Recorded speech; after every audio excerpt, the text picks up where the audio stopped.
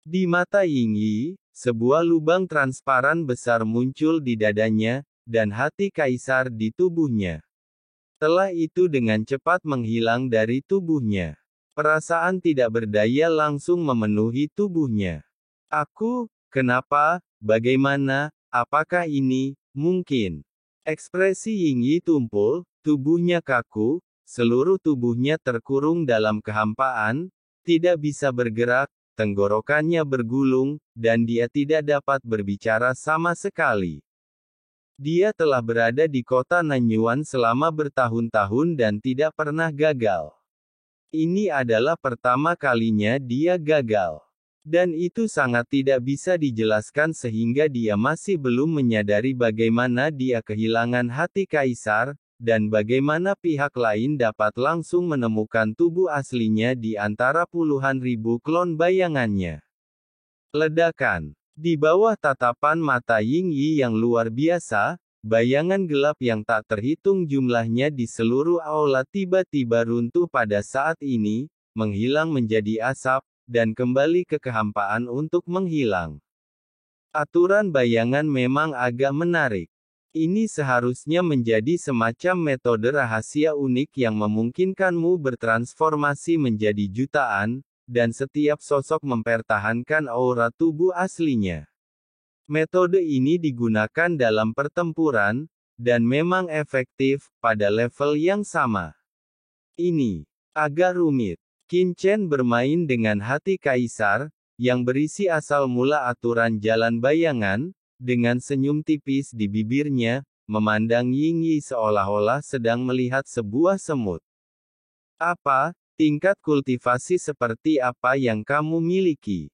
Mata Yingyi dipenuhi ketakutan dan keputusasaan, dan tubuhnya terkurung dalam kehampaan untuk mengirim pesan ke Menara Tianwei. Dia dalam masalah.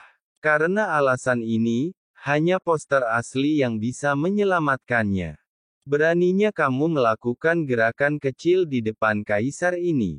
Qin Chen mencibir dan sedikit mengangkat kelopak matanya. Ledakan. Kejutan jiwa ilahi yang menakutkan merobek pesan jiwa Yingyi dalam sekejap, menghapus kesadarannya dalam sekejap. Ah! Yingyi berteriak dengan sedih. Kesadarannya rusak parah dan dia tidak bisa lagi mengirim pesan apapun. Tuan, apa yang terjadi? Sambil meraung, Saroye mendengar gerakan itu dan bergegas dari luar aula. Dengan gemuruh, aura menakutkan Kaisar Agung memenuhi udara dan menyapu ke segala arah. Setelah melihat Yingyi yang dipenjara di aula, pupil matanya tiba-tiba menyusut. Ada pembunuh, Tuan, hati-hati. Saya di sini untuk membela Anda dari musuh asing. Saroye dengan marah bergegas menuju Yingyi, membuka mulutnya yang besar dan berdarah, dan hendak menelan Yingyi yang dipenjara di sana dalam satu waktu, menggigit. Qin Chen. Dia mengangkat tangannya dengan lembut, dan dengan keras, Saroye segera terlempar ke samping, menatap Qin Chen dengan kaget. Mengapa panik? Orang ini telah saya penjarakan. Dengan kecepatan Anda, jika saya benar-benar harus menunggu Anda datang untuk menyelamatkannya, saya pasti sudah menjadi mayat sejak lama. Qin Chen menggelengkan kepalanya dengan acuh tak acuh. Ah! Orang ini telah dipenjarakan oleh Tuhan. Saroye sepertinya baru saja melihat lubang besar di dada Yingyi dan hati kaisar di tangan Qin Chen, dan buru-buru berlutut, Yang Mulia, saya akan melakukannya, katakanlah, pencuri macam apa ini? Beraninya Anda datang untuk menyerang Yang Mulia secara diam-diam. Anda benar.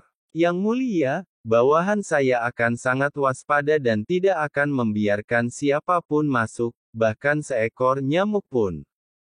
Saroye menamparkan dadanya, menyalahkan dirinya sendiri dan dipenuhi amarah.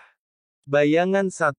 Dikatakan bahwa klan Komodo paling menghargai reputasi klannya.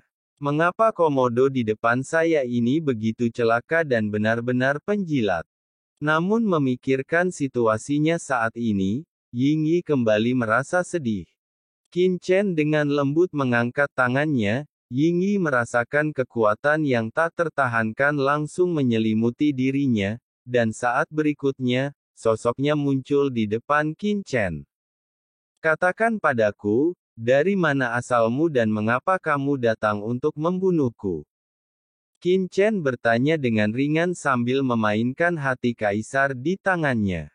Aku, Ying Yi ingin menolak untuk menjawab, tetapi saat dia menatap mata Qin Chen, ledakan, niat membunuh yang mengerikan menembus secara langsung, dan niat membunuh yang kuat menyelimuti pikirannya, seolah-olah dia telah melihat pegunungan yang tak berujung.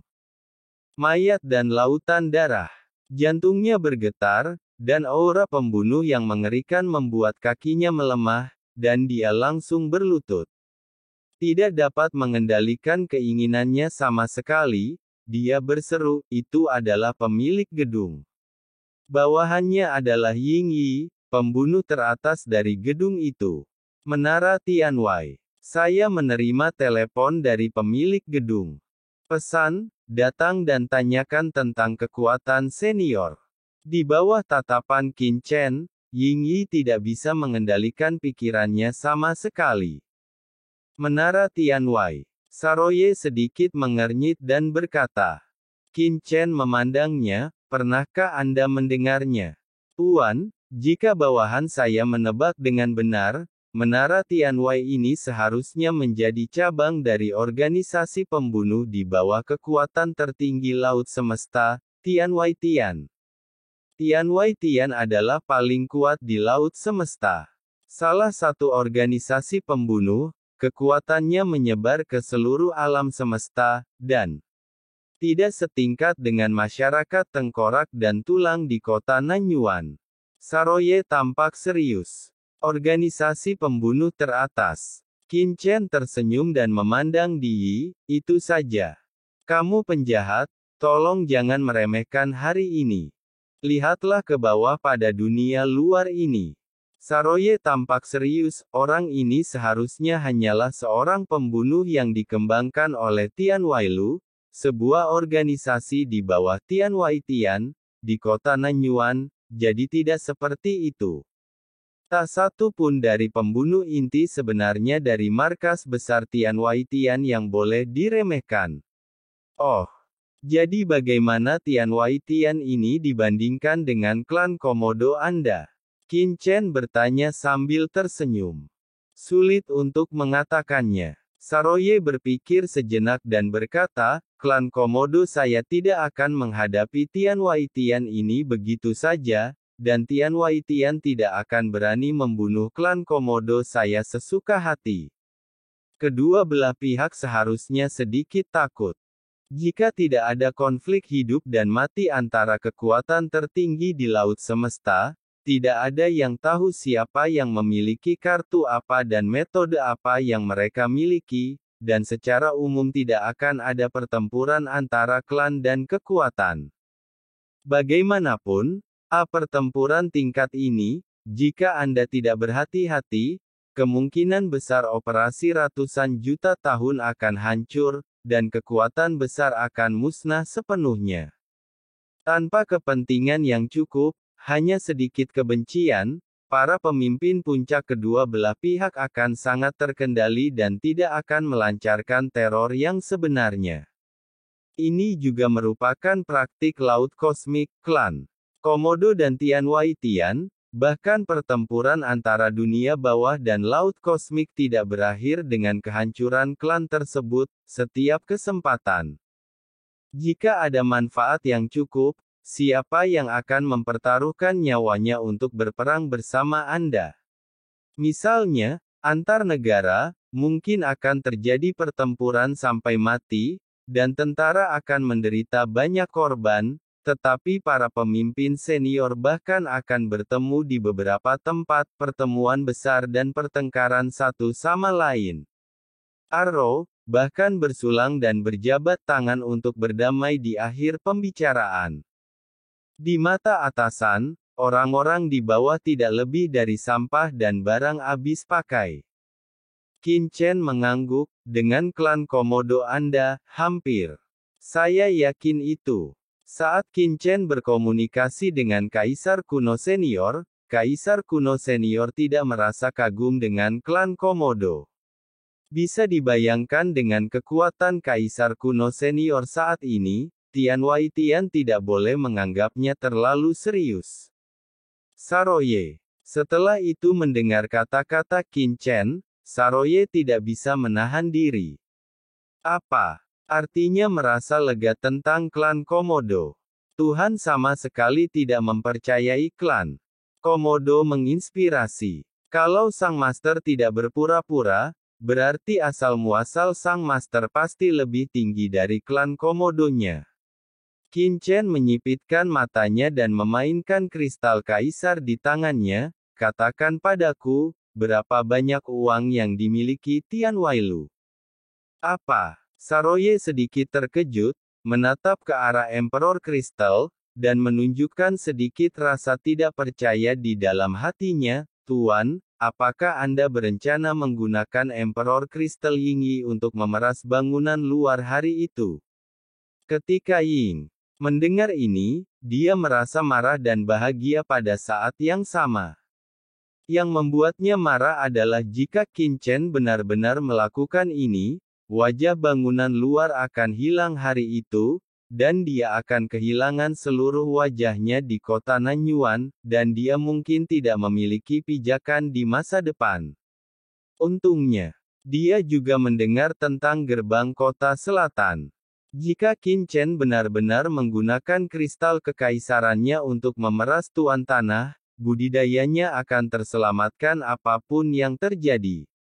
Mendengar ini, Qin Chen berkata dengan tenang, hari ini, Tian Wailu mengirim seorang pembunuh ke gua saya untuk membunuh saya. Saya akan meminta penjelasan dan sejumlah kompensasi mental. Apakah menurut Anda itu bisa disebut pemerasan? Tidak, tentu saja kamu tidak boleh berteriak, kamu harus berteriak. Tentu saja harus. Saroye berkata buru-buru. Cukup banyak. Qin Chen tiba-tiba berdiri dan menunjuk ke kristal kekaisaran bayangan 1. Terdengar bunyi klik. Kristal kekaisaran ini tiba-tiba meledak di bawah jari Qin Chen.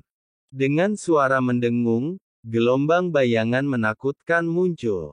Kekuatan hukum, asal mula hukum, muncul seketika, dan tiba-tiba mengalir ke alis Qin Chen. Kekuatan hukum bayangan yang tak terhitung jumlahnya muncul di benak Qin Chen. Hukum diserap oleh Qin Chen dan terkunci dalam pikirannya. Menarik, orang ini memang memiliki beberapa wawasan tentang penggunaan unik hukum bayangan. Wawasan yang tak terhitung jumlahnya muncul di benaknya, dan senyuman tipis muncul di sudut mulut Qin Chen. Pasti ada seorang guru di antara kita bertiga. Bahkan jika dia hanyalah kaisar puncak jangka menengah kecil, dia memiliki keunikannya sendiri. Qin Chen tentu saja tidak akan menyia-nyiakannya.